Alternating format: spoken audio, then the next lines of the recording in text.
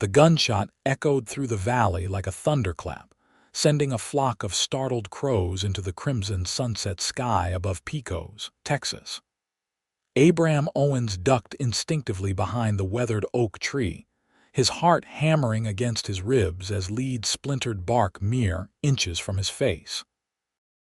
This wasn't how he'd planned to end his Thursday evening in the spring of 1877, but fate had a curious way of reshuffling a man's cards when he least expected it.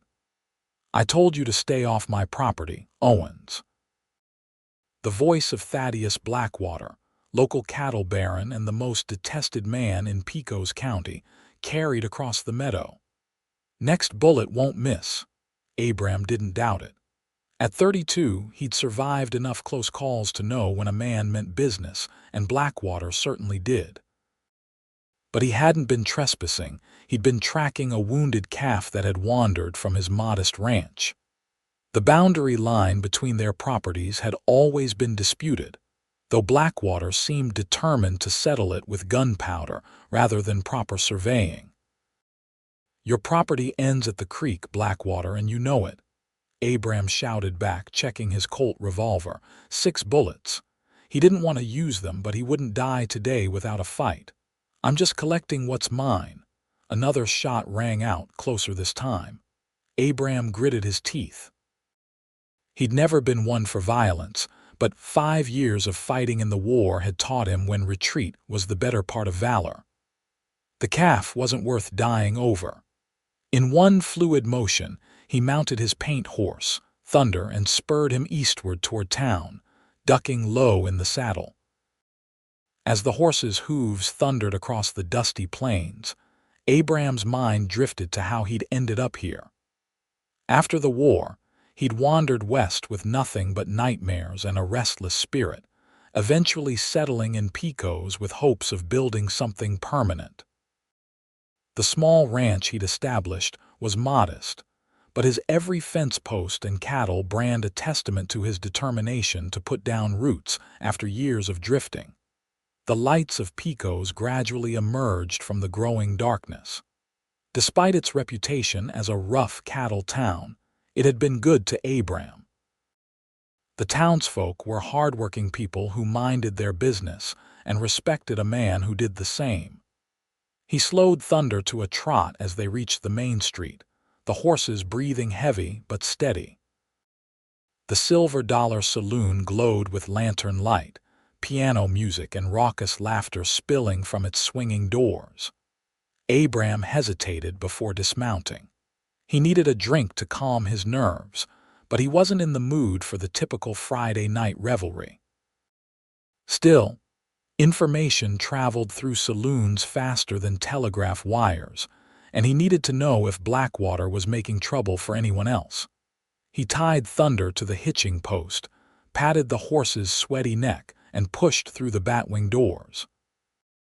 The familiar smell of whiskey, tobacco, and unwashed bodies hit him immediately. The saloon was crowded with cowboys fresh off the trail, local townsmen escaping their homes for the evening, and a handful of painted ladies earning their keep.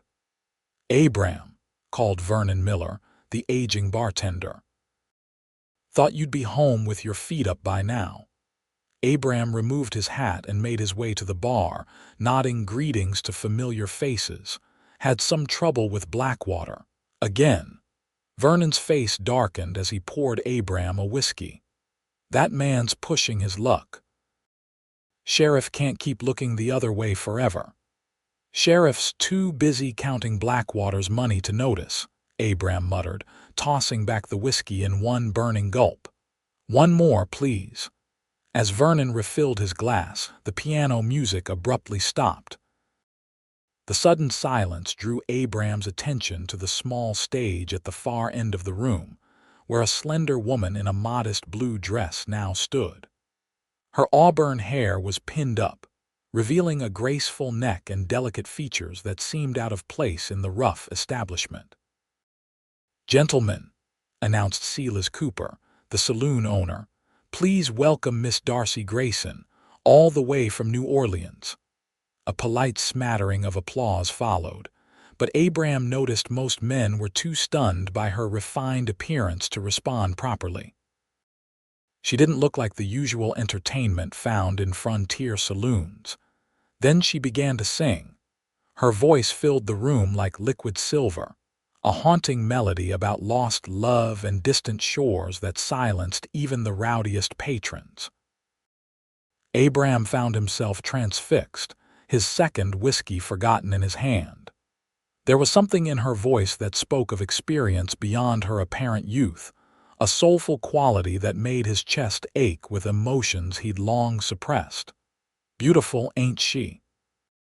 Vernon said softly, breaking Abram's trance. "Her voice," Abram corrected, not wanting to admit he'd been staring. "Where'd Cooper find someone like her? Came in on yesterday's stage. Says she's looking for work as a proper singer, not one of Cooper's girls. He gave her a chance tonight to see how folks take to her." Abram watched as Miss Grayson finished her song to enthusiastic applause. She offered a graceful curtsy, her eyes momentarily meeting his across the room before she began another song. There was something guarded in her gaze that intrigued him, a wariness he recognized from his own reflection.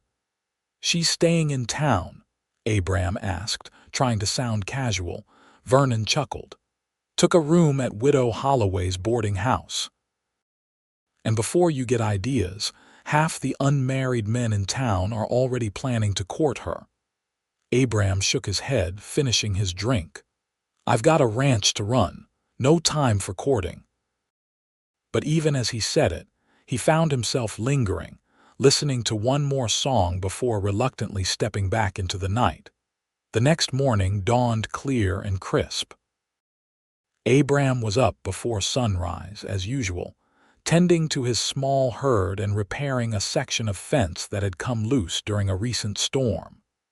His mind occasionally drifted to the singer from the previous night, but he pushed those thoughts aside.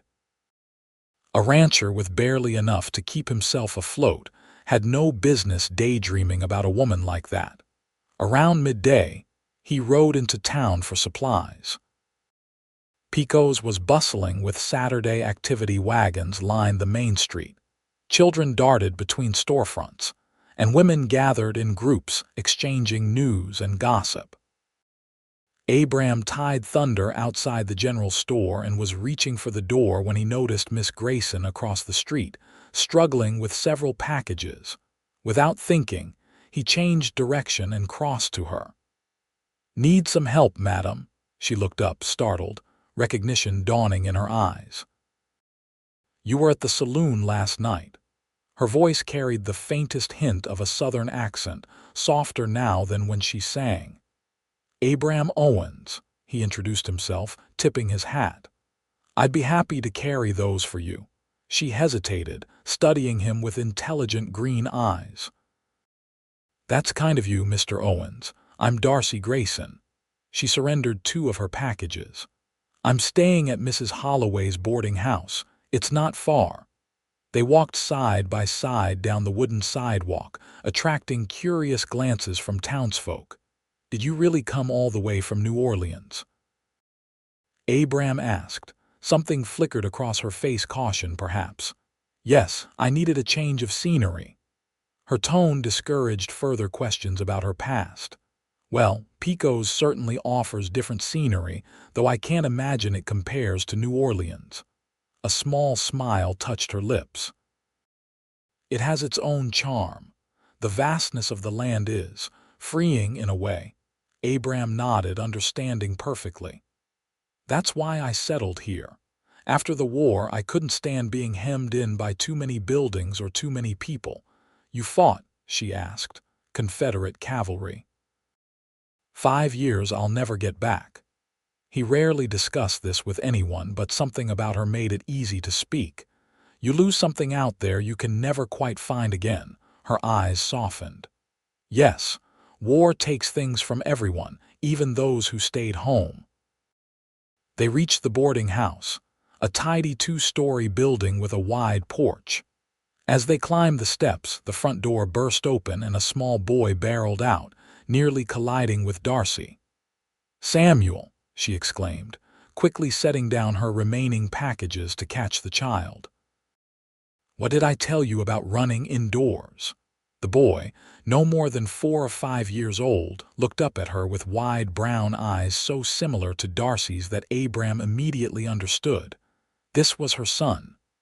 "Sorry, Mama," the boy said, then noticed Abram with undisguised curiosity. "Who's that?" "This is Mr. Owens. He helped carry our things." She smoothed the boy's dark hair.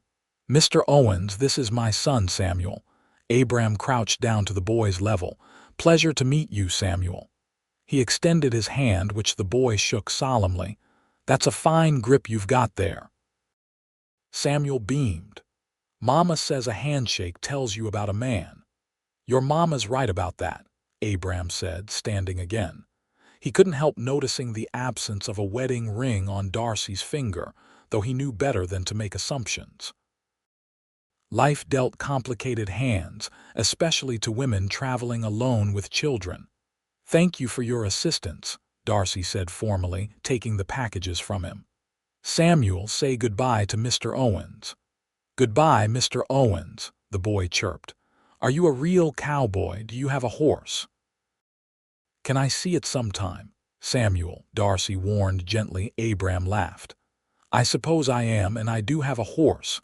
Maybe you'll see him around town sometime." Darcy ushered her son toward the door. "We've taken enough of Mr. Owens's time. Good day, sir." "Miss Grayson," Abram said, tipping his hat again. "I look forward to hearing you sing again." A slight blush colored her cheeks before she disappeared inside with Samuel. Abram stood there a moment longer than necessary before turning back toward the general store, a strange lightness in his step that he couldn't quite explain. Over the next 2 weeks, Darcy's performances at the Silver Dollar became the talk of Pecos. She sang 3 nights a week, drawing crowds that surprised even Silas Cooper, who promptly raised her pay and offered her a permanent position. She performed only proper songs, ballads, folk tunes, and the occasional hymn, and always left immediately after her set, making it clear she wasn't available for the other services the saloon offered. Abram found himself in town on each of those nights, telling himself it was just coincidence when he knew full well it wasn't. He'd exchange brief greetings with Darcy, sometimes walk her to her boarding house if the hour was late, but maintained a respectful distance. She remained polite but guarded, though he occasionally caught her watching him when she thought he wasn't looking. It was after one such evening, as May turned to June, that everything changed. Abram had just finished helping Darcy down from her horse after escorting her home from the saloon. A sudden commotion from inside the boarding house caught their attention, raised voices and what sounded like breaking glass. Darcy's face went pale. "Samuel," she whispered, gathering her skirts and rushing up the steps. Abram followed close behind, his hand instinctively moving to his holstered revolver. Inside, they found Mrs. Holloway trying to calm a hysterical young woman while several other boarders looked on in concern. "What's happened?" Darcy demanded. "Where's Samuel, Mrs.?" Holloway turned, her face grave. "Miss Peters was watching him, dear. There was an accident. Dr. Mitchell has taken him to his office." "Accident?" Darcy's voice rose with panic. "What kind of accident?" "He was playing on the stairs," the young woman, Miss Peters, sobbed. "I only looked away for a moment, I swear. He fell and hit his head, something awful." Darcy swayed, and Abram instinctively caught her arm to steady her. "I'll take you to him," he said quietly. "Come on." Without waiting for a response, he led her back outside and helped her onto his horse, swinging up behind her. They rode quickly through town to the doctor's small office, Darcy rigid with tension in front of him. Dr. Mitchell, a graying man with kind eyes and steady hands, met them at the door. "He's going to be all right, Miss Grayson," he said immediately, easing some of the terror from Darcy's face. A nasty bump and a cut that needed stitches, but no signs of serious injury. "Thank God," Darcy breathed, her composure finally breaking as tears welled in her eyes. "Can I see him?" "He's resting now. I gave him something for the pain." The doctor gestured toward the back room. "Go on in. I was about to make some coffee." Darcy rushed to her son's side while Abram stood awkwardly in the doorway, unsure if he should leave or stay. "Doctor." Mitchell solved his dilemma by pressing a cup of coffee into his hands. "Good thing you brought her so quickly," the doctor said quietly. "Boy's lucky.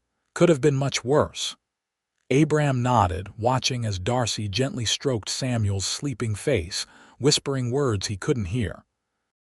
"Will he need to stay the night? I'd prefer it, just to be safe." The doctor sipped his coffee. "You known Miss Grayson long?" "Not really. We're acquaintances." Dr. Mitchell raised an eyebrow but didn't comment further. After a while, Darcy emerged from the back room, her eyes red but her composure restored. "Doctor says he's sleeping peacefully," she told Abram. "He wants to keep him overnight for observation." "That's wise," Abram agreed. "Can I get you anything? Food? Coffee?" She shook her head. "I couldn't eat, but thank you for bringing me here so quickly." Her eyes met his, sincere gratitude shining through her worry. "And for staying, of course." He shifted, suddenly uncomfortable under her gaze. "I should let you have some privacy." "If you need anything, actually," she interrupted, surprising him, "would you mind sitting with me a while? I don't." She paused, a vulnerability in her voice he hadn't heard before. "I don't want to be alone just now." Abram nodded, understanding completely. Fear was always worse when faced in solitude. They sat together in the doctor's small waiting area, mostly in silence, occasionally exchanging quiet comments. As the night deepened, Darcy gradually relaxed, her exhaustion finally overtaking her worry. Abram found himself watching her as she dozed in the chair beside him, her face softer in sleep, the lines of constant vigilance temporarily erased. Dawn was breaking when Samuel awoke, asking for his mother in a small, frightened voice that brought Darcy instantly to his side. Abram stayed back, not wanting to intrude, but close enough to offer support if needed. Dr. Mitchell examined the boy thoroughly before pronouncing him fit to return home, with instructions to rest for several days. "No running or rough play," the doctor emphasized, looking sternly at Samuel, who nodded solemnly from his mother's arms. "I'll make sure of it," Darcy promised, relief evident in every line of her body. Abram cleared his throat. "I can take you both back to the boarding house." The journey was made in comfortable silence, Samuel nestled safely between them on Thunder's back. At the boarding house, Abram helped them inside, carrying the drowsy boy up to their room despite Darcy's protests that she could manage. "Thank you," she said again as he prepared to leave. "For everything." Abram shook his head. "Wasn't much. Glad the boy's all right." He turned to go, then hesitated. "Miss Grayson, Darcy, if you need anything at all, my ranch isn't far. Just ask anyone in town for directions." She studied him for a long moment, something shifting in her expression. "I will remember that, Abram." It was the first time she'd used his given name, and the sound of it in her gentle voice stayed with him all the way back to his ranch. The incident created a subtle shift in their relationship. When Darcy returned to singing at the saloon the following week, she sought out Abram's gaze more often, sometimes with a small smile that seemed meant only for him. After her performances, they would talk longer, their conversations gradually moving beyond polite pleasantries to more meaningful exchanges. Abram learned that she had been a music teacher in New Orleans before the war changed everything. She spoke of Samuel's father only once, saying simply that he had died at Shiloh before their son was born. Abram, in turn, shared stories of his struggles to build his ranch from nothing, his hopes to expand his herd, and his occasional conflicts with Blackwater. "He sounds dangerous," Darcy remarked one evening as they walked slowly toward the boarding house. Samuel skipped ahead, recovered fully from his fall and seemingly tireless despite the late hour. "He is," Abram admitted. "Man like that with money and connections can make life difficult for folks who cross him. But a man has to stand his ground sometimes, or what's the point of any of it?" She nodded, understanding in her eyes. "Some battles are worth fighting, even against long odds." "Sounds like you've fought a few yourself." Her smile turned sad. "Let's just say I came to Pecos for reasons beyond needing a change of scenery." Before he could ask what she meant, Samuel ran back to them, tugging at his mother's hand. "Mama, I'm tired. Will you sing me to sleep tonight?" "The song about the nightingale, of course, sweetheart." She ruffled his hair affectionately. "Run ahead and get ready for bed. I'll be right behind you." They had reached the boarding house, and Abram prepared to bid them good night as usual. To his surprise, Darcy hesitated, then asked, "Would you like to come in for coffee? Mrs. Holloway won't mind, and Samuel has been asking about you." Warmth spread through Abram's chest at the invitation. "I'd like that very much." Inside, the boarding house was quiet, most residents already retired for the night. Mrs. Holloway, a plump widow with a perpetual smile, waved them toward the kitchen. "Help yourselves to coffee, dears. I'm just heading up." Darcy and Abram sat at the kitchen table while she went to help Samuel prepare for bed. Abram could hear their muffled voices from the small room off the kitchen that Mrs. Holloway had converted for them, then the soft sound of Darcy singing. Curiosity drew him closer, until he stood in the doorway, watching as Darcy sat beside Samuel's bed, stroking his hair while she sang a gentle lullaby about a nightingale finding its way home. Her voice in the intimate setting was even more beautiful than in the saloon, softer, richer with emotion. Samuel's eyelids grew heavy, his small hand clutching his mother's as he drifted toward sleep. The scene stirred something deep and forgotten in Abram's heart, a longing for connection he'd buried beneath years of solitude and self-reliance. As the song ended and Samuel's breathing deepened into sleep, Darcy looked up and saw Abram watching. Their eyes locked, something unspoken passing between them. For a moment, neither moved. "I ain't heard heaven sound like that in years," Abram whispered, his voice rough with emotion. Darcy's eyes widened slightly, a blush coloring her cheeks as she carefully stood and moved away from the sleeping child. She closed the door quietly behind her. "He always falls asleep during that song," she said softly as they returned to the kitchen. "It was his father's favorite." Abram nodded, unsure what to say, feeling he had intruded on something precious. "I've never sung for anyone but an audience or Samuel," she continued, pouring them both coffee. "It feels different when it's personal." "It was beautiful," Abram said simply. "Thank you for letting me hear it." They sat in companionable silence for a while, sipping their coffee. Finally, Abram gathered his courage. "Darcy, I'd like to invite you and Samuel out to my ranch tomorrow. It's Sunday, so you won't be singing. Samuel mentioned wanting to see my horse, and I could show you both around.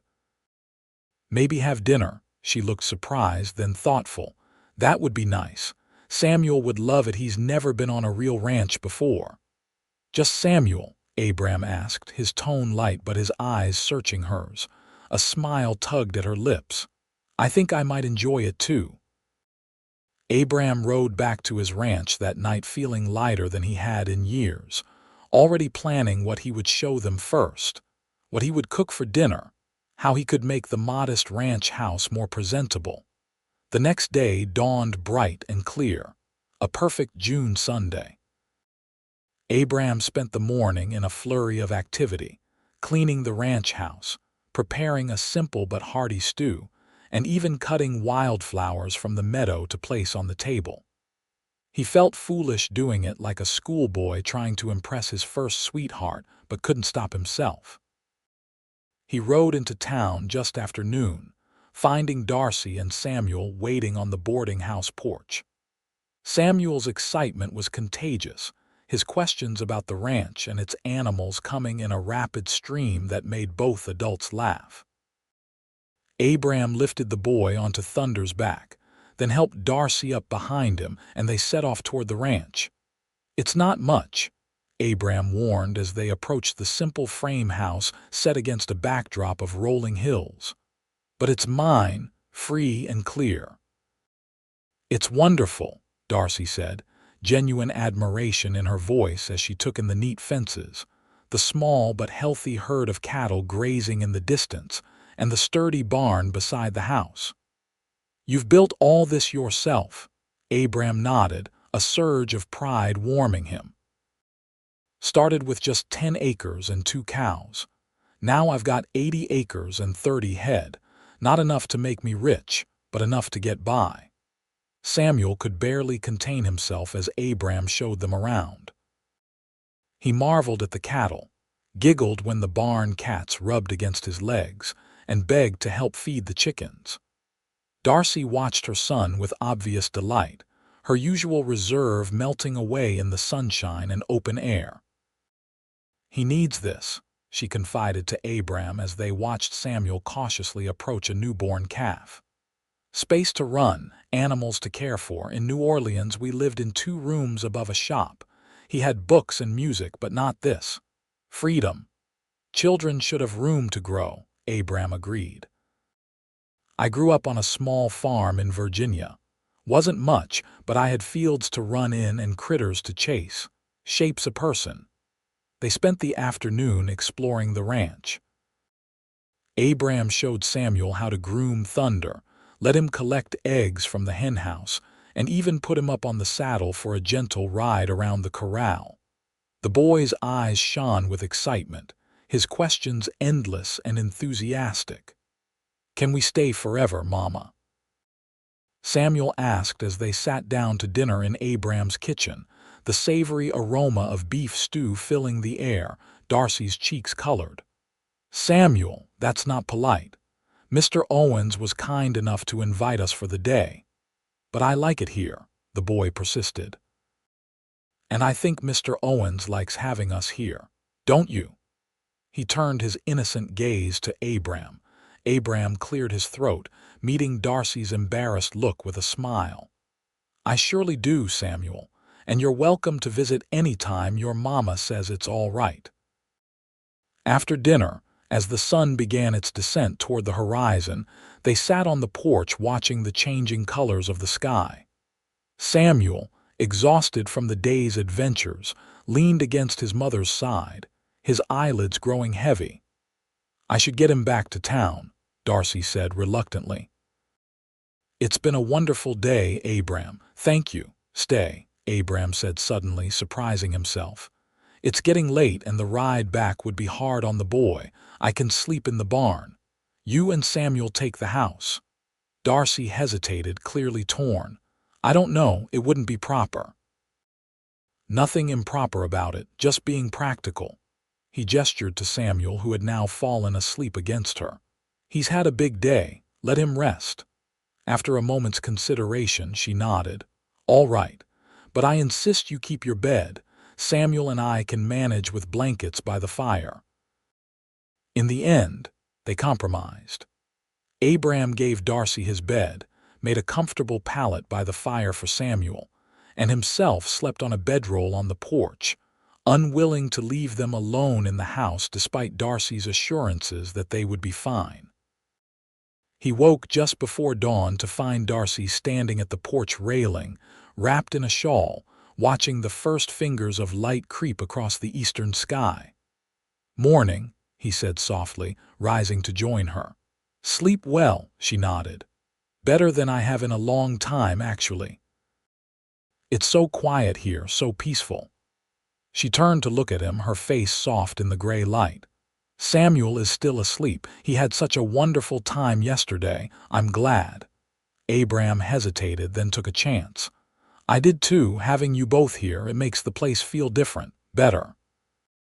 Her eyes searched his, something vulnerable and hopeful in their depths. Abram. Whatever she might have said was interrupted by Samuel's appearance at the door, rubbing sleep from his eyes. Mama, I'm hungry. The moment broken, Darcy turned to her son with a smile. Let's see what we can find for breakfast, shall we?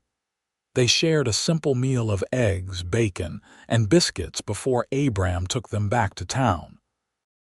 As they parted at the boarding house, he impulsively invited them to return the following Sunday, and was rewarded with Samuel's enthusiastic acceptance and Darcy's quiet smile. Thus began a pattern that carried them through the summer. Each Sunday, Abram would bring Darcy and Samuel to the ranch, where they would spend the day helping with chores, exploring the property, or simply sitting in the shade talking. Occasionally, they would stay the night, though Darcy always insisted on propriety, with Abram sleeping outside or in the barn. Between Sundays, Abram found himself in town more often than his ranch work strictly required, stopping by the boarding house to bring Samuel a wooden horse he'd carved or offering to escort Darcy home after her performances at the saloon. The townsfolk began to notice, of course, and gossip circulated, but it was mostly good-natured. Abram Owens was well respected in Pecos, and Darcy had won many hearts with her music and gentle manner. Not all the attention was welcome, however. Thaddeus Blackwater, who rarely showed his face in the saloon, began appearing on nights when Darcy sang. Abram watched with growing unease as the cattle baron's gaze followed her movements, his expression calculating in a way that made Abram's hand instinctively move closer to his gun. He's been asking questions about her, Vernon warned Abram one evening in late July as they watched Blackwater from the bar. Wanted to know if she was spoken for. Abram's jaw tightened.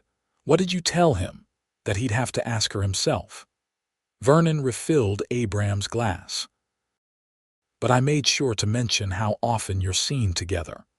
Man like Blackwater, he usually doesn't bother with women who might belong to someone else. Too many available ones out there. She doesn't belong to anyone, Abram muttered, though the thought of Blackwater approaching Darcy made his blood boil. But I appreciate the warning. His concern proved warranted when, after her final song, Blackwater intercepted Darcy before she could reach Abram at the bar. From his position, Abram couldn't hear what was said, but he could see Darcy's posture stiffen, her head shake firmly in refusal. Blackwater leaned closer, his hand closing around her wrist. Abram was across the room in seconds, his voice deceptively calm as he placed himself between them. Evening, Blackwater. Miss Grayson was just telling me she's ready to leave. Blackwater's eyes narrowed, his hand reluctantly releasing Darcy's wrist. Owens, didn't realize you had a claim here. Mr. Owens is my escort, Darcy said coolly, moving closer to Abram's side. If you'll excuse us, Mr. Blackwater. Abram placed his hand at the small of her back, guiding her toward the door, acutely aware of Blackwater's cold stare following them. Outside, Darcy trembled slightly. What did he say to you? Abram asked, concern evident in his voice. He offered to pay me for private performances. Her voice was steady despite her trembling. When I declined, he suggested more, intimate arrangements, said a woman in my position should be grateful for his protection. Anger flashed through Abram. I'll have a word with him, no, Darcy interrupted, placing her hand on his arm. Men like him thrive on confrontation. It's better to simply avoid him. She managed a small smile. Besides, I already have an escort I trust. Abram covered her hand with his own, their eyes meeting in the moonlight. For a moment he thought about kissing her, could see in her face that she might welcome it. Instead, he offered his arm. "Let's get you home." At the boarding house, Samuel was already asleep under Mrs. Holloway's watchful eye. Darcy invited Abram in for coffee, as had become their custom, but there was a new tension between them, an awareness that hadn't been there before. "Abram," Darcy said finally, setting down her cup, "I need to tell you something about why I came to Pecos." He waited, sensing her struggle. "In New Orleans, I worked as a music teacher for several prominent families," she began. "One of them, the Harringtons, had a son, Edgar. He developed an attachment to me that I did not reciprocate." Her hands twisted in her lap. "When I refused his advances, he became vengeful, started rumors that ruined my reputation, cost me my position with other families." Abram's face darkened with anger. "Coward. It gets worse," she continued. "He began following me, appearing outside our rooms at night, frightening Samuel. When I threatened to go to the authorities, he reminded me that his father was one of the most powerful men in the city, and that no one would take the word of a widow of questionable reputation over his." "So you ran," Abram said softly. She nodded. "I took what money I had saved," gathered Samuel, "and just left. We traveled west by stage, stopping in various towns. When we reached Pecos, I was nearly out of funds. Mr. Cooper's offer seemed like providence. And now Blackwater's showing the same interest," Abram concluded grimly. "Darcy, I won't let him harass you. That's why I'm telling you this," she said, her eyes meeting his directly. "Blackwater reminded me too much of Edgar, the same sense of entitlement, the same disregard for my wishes. I ran once before, but I don't want to run again." She took a deep breath. "I like Pecos. I like the life Samuel and I are building here, and I especially like our Sundays at your ranch." Abram reached across the table to take her hand. "I like them too, more than I can say." "I've tried to be cautious," she admitted. "After everything that happened in New Orleans, I promised myself I wouldn't let a man close to Samuel or me until I was absolutely certain. But you—" she squeezed his hand. "You've been nothing but kind and respectful. Samuel adores you." "And what about his mother?" Abram asked softly. A blush colored her cheeks. "His mother finds herself thinking about you far more often than is probably wise." The confession hung between them, charged with possibility. Abram stood, still holding her hand, and drew her gently to her feet. "Darcy, I'm not a wealthy man. My ranch is modest, and ranching is always a gamble. But if you and Samuel wanted to make your home there permanently, I'd consider myself the luckiest man in Texas." Her eyes widened. "Abram, are you asking?" "Not yet," he said quickly. "It's too soon for that. I'm just telling you that's where my heart is heading. I want you to know the destination before you decide whether to continue the journey with me."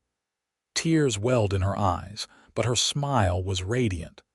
"I think I'd like to see where this road leads us." This time, he did kiss her, a gentle, questioning kiss that deepened when she responded with unexpected fervor. When they finally parted, both a little breathless, Abram rested his forehead against hers. "Sunday seems a long way off," he murmured. She laughed softly. "Much too far." August brought scorching heat to the plains of Texas, turning the landscape golden brown and raising dust clouds behind every rider. Abram worked from dawn to dusk, moving cattle to better grazing, ensuring they had access to water, and continuing to improve the ranch house with subtle changes that didn't escape Darcy's notice. "A bigger table," she commented one Sunday, running her hand along the smooth oak surface that had replaced his small one. "And new curtains." Abram shrugged, trying to appear casual. "Place needed sprucing up. Vernon's wife helped with the curtains." Darcy's knowing smile told him she wasn't fooled. Their relationship had deepened over the weeks since their first kiss, though they maintained proper boundaries, especially around Samuel. The boy, however, was perceptive beyond his years. "Mama," he asked one evening as they rode back to town, "does Mr. Abram love us?" Darcy had been startled by the directness of the question. "Why do you ask that, sweetheart?" "Because you smile more when he's around. And he looks at you the way Prince Charming looks at Cinderella in my storybook." Samuel twisted to look up at Abram, who was trying not to show his embarrassment. "Do you love us, Mr. Abram?" Abram met Darcy's gaze over the boy's head, saw the mixture of amusement and trepidation in her eyes. "Well, Samuel," he said carefully, "I care about you and your mama very much, more than I've cared about anyone in a long time." Samuel considered this. "That sounds like love to me." Neither adult contradicted him. As August turned to September, Abram's conflicts with Blackwater escalated. Twice, Abram found his fence lines cut and cattle missing, only to discover them mysteriously added to Blackwater's herd. The sheriff, predictably, was reluctant to intervene. "Can't prove it was Blackwater's men," Sheriff Wilson said when Abram confronted him. "Could have been any rustlers passing through. Rustlers who conveniently put my cattle on Blackwater's land." Abram's frustration was evident. "You know what's happening here, Sheriff," Wilson sighed. "Look, Owens, you're well liked in town, but Blackwater practically owns half the county. My advice, work something out with him before this gets worse." Abram left the sheriff's office seething, more determined than ever to stand his ground. But his anger turned to concern when he spotted Blackwater outside the boarding house, engaged in what appeared to be a heated discussion with Darcy. "Everything all right here?" Abram asked, approaching them quickly. Darcy's relief at his arrival was palpable. "Mr. Blackwater was just leaving." Blackwater's smile didn't reach his eyes. "Owens, always turning up where you're not wanted." "I'd say I'm more welcome than you are," Abram replied evenly. "Miss Grayson clearly isn't interested in your company. She might change her mind when she learns what kind of trouble you're in."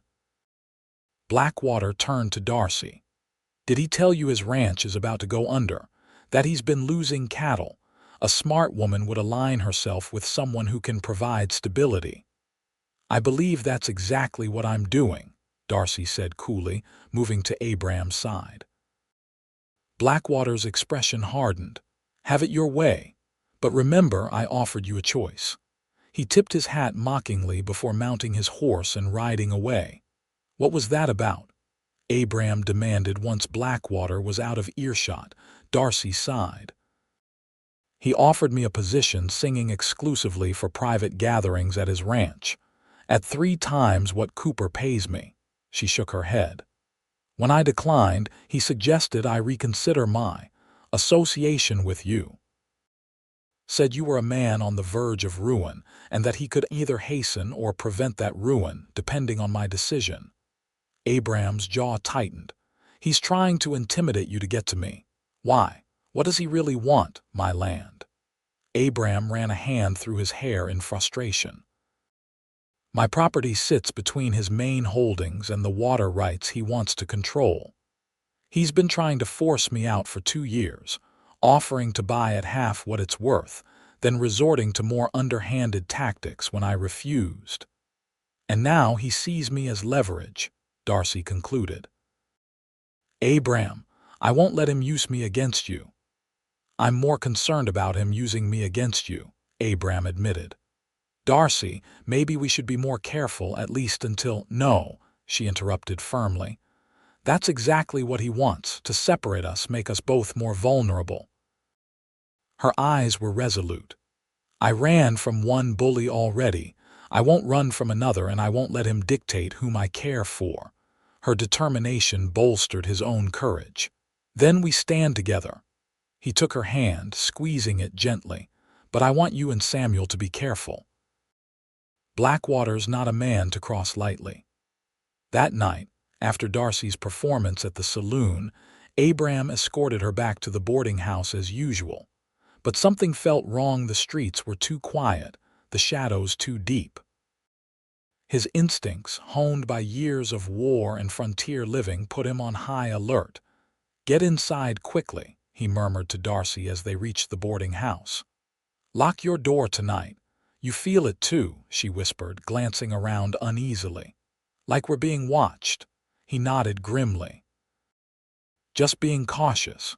Go on now."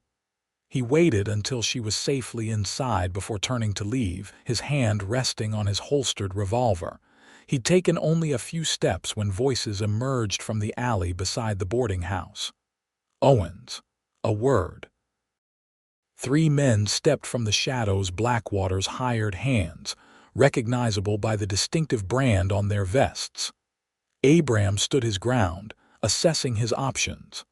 "I'm not looking for trouble tonight, boys." The largest of the 3 spat on the ground. "Should have thought of that before you crossed Mr. Blackwater. He sent us with a message." "I can guess what it is," Abram replied, his voice steady despite the pounding of his heart. "Tell him I'm not selling and I'm not staying away from Miss Grayson." "Oh, we'll tell him," the man said with a nasty grin. "After we deliver the message proper-like." They rushed him simultaneously. Abram managed to land a solid punch on the first man before the other 2 grabbed his arms, dragging him deeper into the alley. He fought fiercely, but was outnumbered and soon overwhelmed.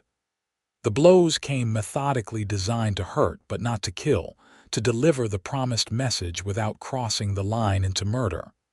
When they finally left him, Abram lay in the dirt, tasting blood and fighting to stay conscious. He struggled to his feet, leaning against the wall for support. He couldn't go back to the boarding house like this. It would frighten Darcy and Samuel. Instead, he managed to make it to Dr. Mitchell's office, collapsing on the doctor's doorstep. "Good Lord, Owens," the doctor exclaimed, helping him inside. "Blackwater's work, I presume?" Abram nodded painfully as the doctor began examining his injuries. "How bad?" "Few cracked ribs, nasty cut over your eye that'll need stitching, and bruises aplenty. But nothing that won't heal, doctor." Mitchell's face was grim as he worked. "This can't continue, Abram. Men have died for less in these disputes. What would you have me do? Run. Give him what he wants." Abram winced as the doctor cleaned the cut on his face. "I've worked too hard to just surrender." "There's no shame in living to fight another day," Dr. Mitchell advised. "At least consider taking Miss Grayson and her boy somewhere safer until this blows over." The thought had merit, but Abram knew Darcy would refuse. Like him, she was tired of running. "I'll sleep on it," he promised, though he had no intention of leaving. This was his home, his future. He would not be driven away by fear or force. Word of the attack spread quickly through Pecos. By noon the next day, Darcy appeared at Dr. Mitchell's office, her face pale with worry. When she saw Abram's injuries, her hand flew to her mouth in shock. "This is because of me," she whispered, gently touching the bruise on his cheek. "No," Abram said firmly. "This is Blackwater's doing, and it's been coming for a long time. You're just his latest excuse." Samuel, who had accompanied his mother, stared at Abram with wide, frightened eyes. "Are you going to die, Mr. Abram?" Despite his pain, Abram managed a smile for the boy. "Not a chance, partner. Takes more than a few punches to keep me down." Darcy sent Samuel to wait in the doctor's outer office, then turned to Abram with determination in her eyes. "This ends now. I'm going to speak to Blackwater myself." Alarm shot through Abram. "Absolutely not. Darcy, the man is dangerous. So is allowing this to continue," she countered. "Samuel and I have become part of this whether we like it or not. I won't sit by while he uses us to hurt you." "What are you planning?" Abram asked, suspicion growing. She hesitated. "I'll agree to his offer to sing at his ranch. Make him think he's won. Once I'm there, I can reason with him, make him understand that there's no need for this violence." "No." Abram struggled to sit up, ignoring the pain in his ribs. "You don't know men like Blackwater. They don't reason, they take. If you go there alone, he'll see it as surrender, mine and yours. He won't stop with you singing for him. I can handle myself, Darcy." He took her hands, his voice urgent. "Listen to me. My father was like Blackwater, not as wealthy, but just as cruel, just as convinced of his right to take whatever he wanted. Men like that view compromise as weakness. If you give an inch, he'll take everything." She searched his face, seeing the truth in his eyes. "Then what do? We stick to our plan. We stand together." He squeezed her hands. "This isn't the first time I've faced a bully, and I doubt it will be the last. But I've never had something so worth fighting for before." Her expression softened. "Neither have I." That evening, Abram insisted on accompanying Darcy to the saloon despite Dr. Mitchell's advice to rest.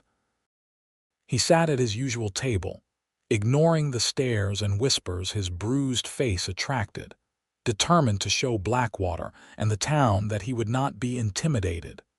Blackwater himself did not appear, but his presence was felt nonetheless. Midway through Darcy's second song, one of his men entered the saloon, making a point of watching her performance with exaggerated appreciation, occasionally making comments just loud enough for Abram to hear. Vernon, seeing Abram's rising anger, placed a restraining hand on his shoulder. "Not here, not now," the bartender warned. "You're in no shape for another fight, and that's exactly what they want." Abram reluctantly heeded the advice, though every muscle in his body was tense with the effort of restraint. After Darcy's final song, he escorted her immediately out the side door, avoiding Blackwater's man. "I can't keep doing this," Darcy said as they hurried toward the boarding house. "Singing there while wondering if tonight's the night Blackwater decides to escalate further." She stopped suddenly, turning to face Abram. "I need to leave Pecos." His heart sank. "Darcy, no, not like that," she clarified quickly, seeing his expression. "I mean, I need to leave the boarding house. It's too exposed, too close to town." She took a deep breath. "Samuel and I should move to your ranch, properly." Abram stared at her, processing her meaning. "Are you saying—" "I'm saying we should marry," she stated simply. "If that's still what you want." "It makes practical sense. Samuel and I would be safer there than in town, and it would send a clear message to Blackwater that neither of us is backing down." "Practical sense," Abram repeated, a smile tugging at his lips despite his injuries. "Is that the only reason?" Her composure broke slightly, vulnerability showing through. "You know it isn't." "Then say it," he urged gently. "If we're doing this, I want to hear the real reason." Darcy stepped closer, resting her hand lightly on his chest, careful of his injuries. "Because I love you, Abram Owens. Because Samuel loves you. Because when I imagine our future, I see it at your ranch, building something permanent together." He covered her hand with his own. "That's a much better reason than practicality." "And you?" she asked softly. "What's your reason?" "Because I've been alone too long," he answered honestly. "Because having you and Samuel at the ranch makes it feel like home in a way it never has before. Because I love you both, and I want to spend my life showing you just how much." Her smile was radiant in the moonlight. Then it settled. They were married the following Sunday by the traveling preacher who visited Pecos monthly.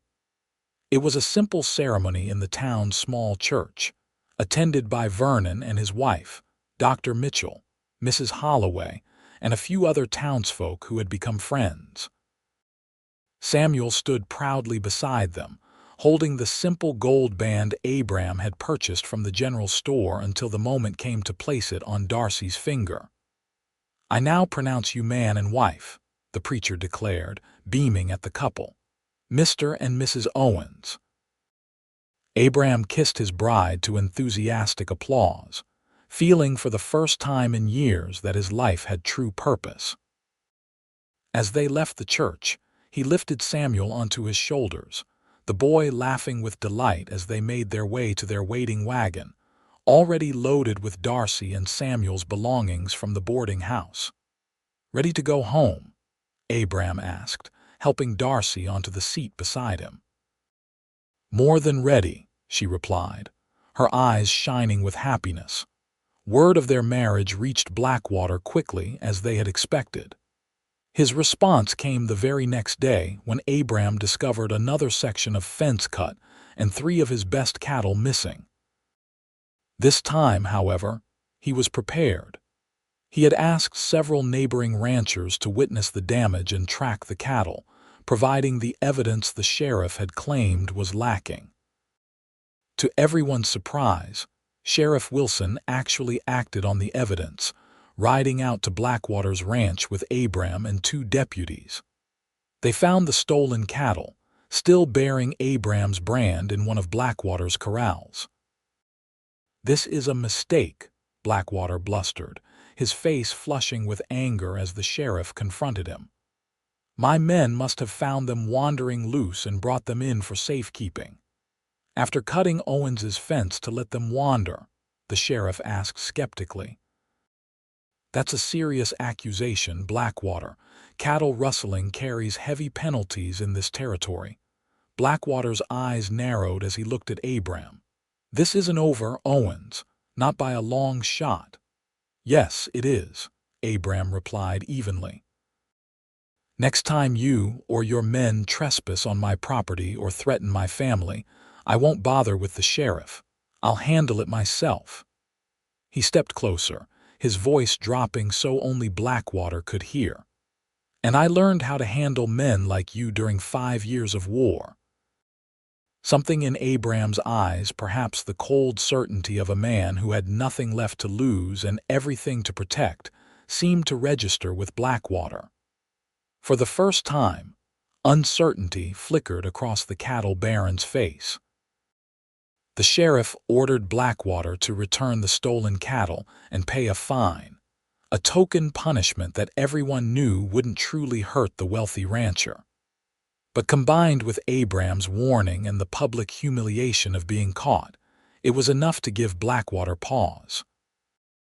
Over the next few weeks, an uneasy peace settled between them.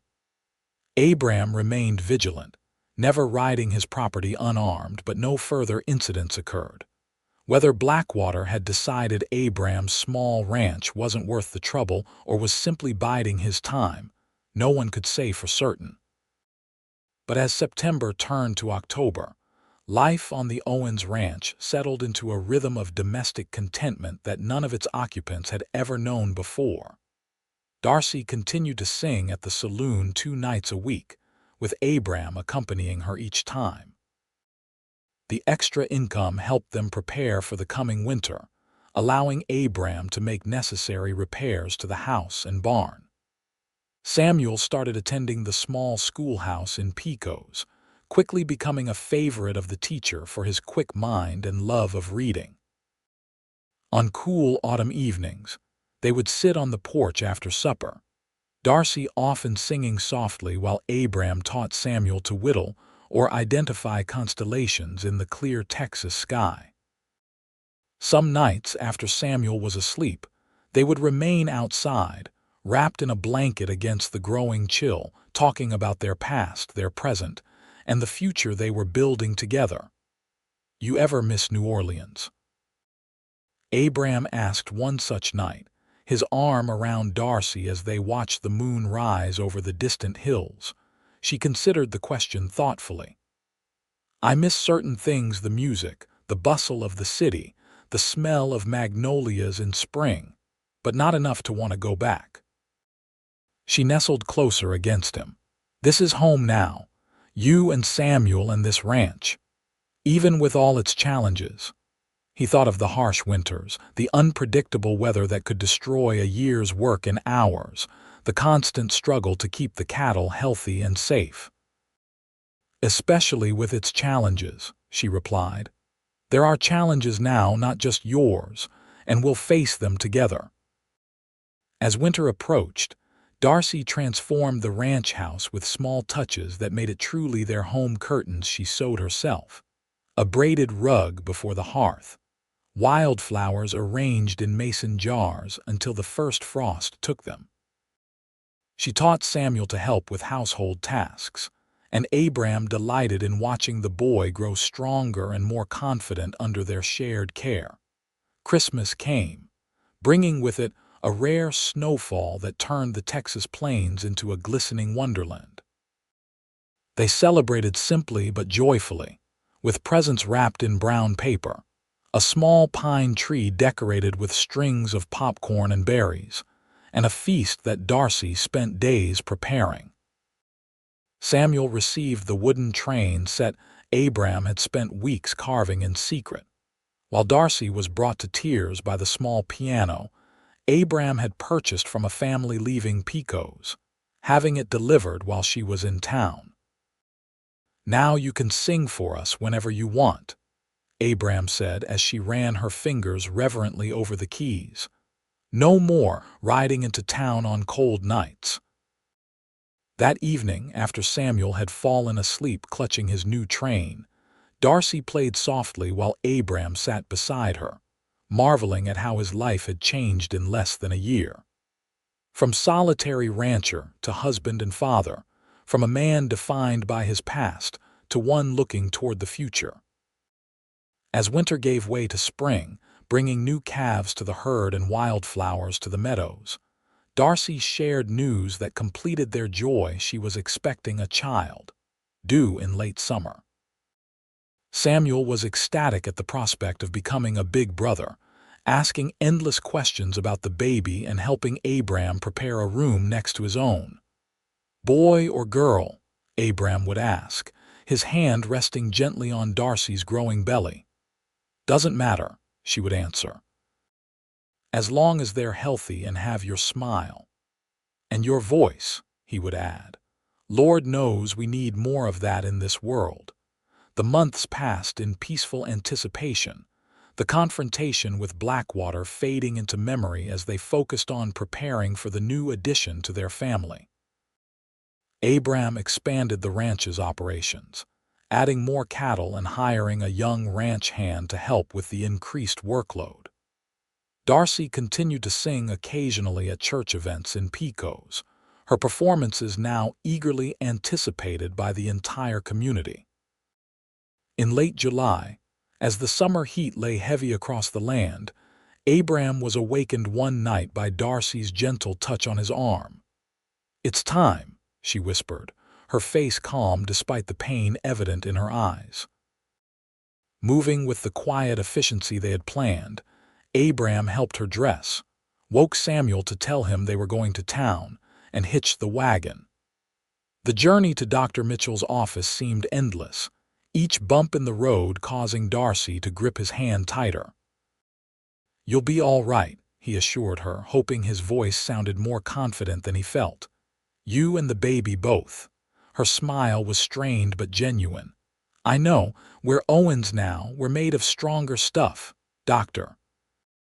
Mitchell was waiting when they arrived, having been alerted by the young ranch hand Abram had sent ahead. He immediately took charge, sending Samuel to wait with the doctor's housekeeper and ushering Darcy into the back room. "Wait here," he instructed Abram. "This could take a while." The hours that followed were the longest of Abram's life. He paced the small waiting room, occasionally checking on Samuel, who had fallen asleep on the housekeeper's comfortable sofa.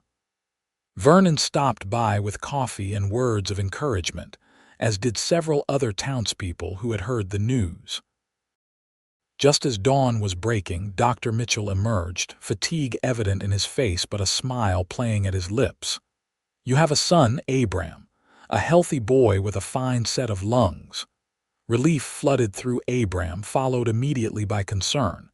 "And Darcy, tired but well, she's asking for you." He found her propped up on pillows, her face pale but radiant, a small bundle cradled in her arms.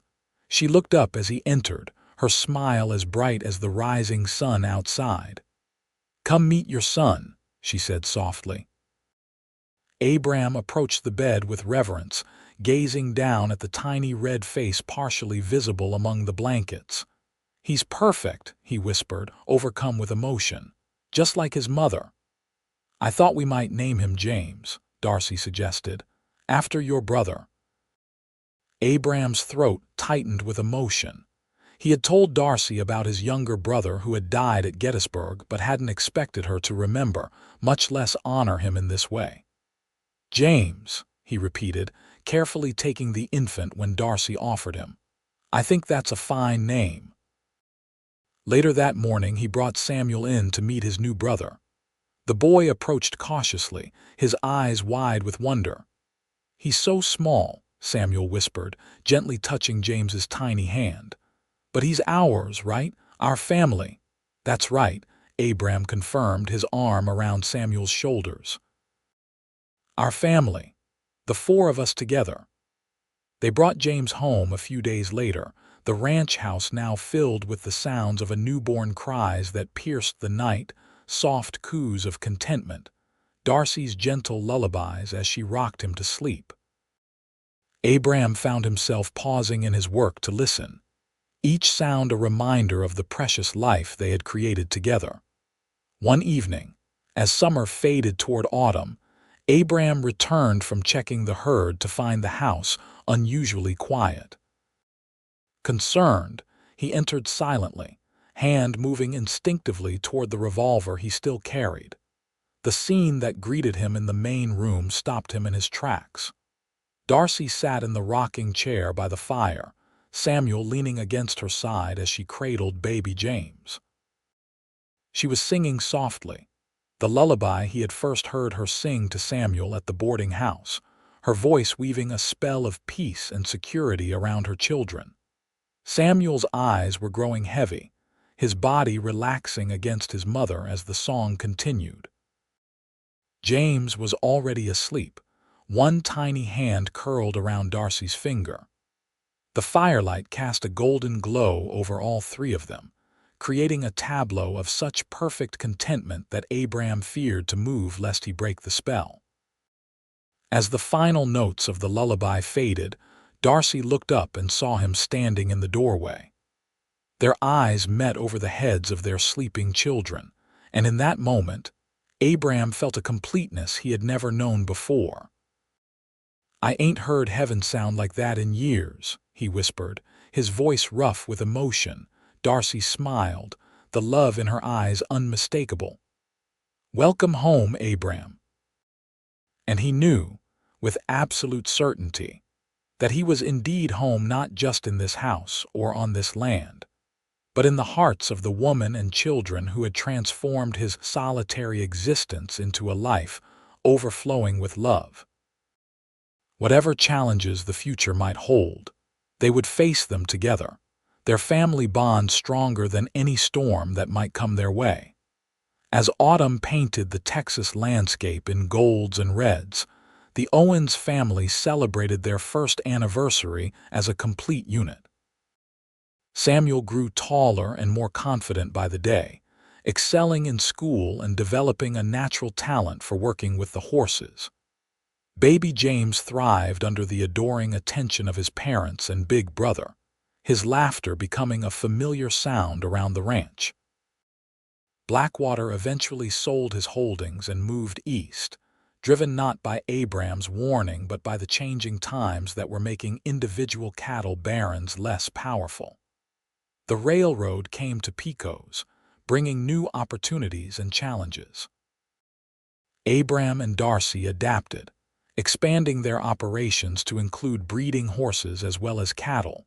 Years passed, bringing both joys and sorrows, as life inevitably does. They would welcome 2 more children, a daughter named Elizabeth and another son called Thomas, completing their family. They would weather droughts and blizzards, economic downturns and personal losses. But through it all, they remained united, their love deepening with each passing season. On warm summer evenings, long after the children were grown with families of their own, Abram and Darcy could still be found sitting on their porch, watching the sunset paint the Texas sky. And sometimes, if the night was particularly still, Darcy would sing the old lullabies, her voice slightly weathered by time but no less beautiful to Abram's ears. "Still sounds like heaven to me," he would tell her, taking her hand in his. And she would smile, remembering the long journey that had brought them to this place of peace, grateful for the love that had transformed two wounded souls into something stronger and more enduring than either could have imagined alone.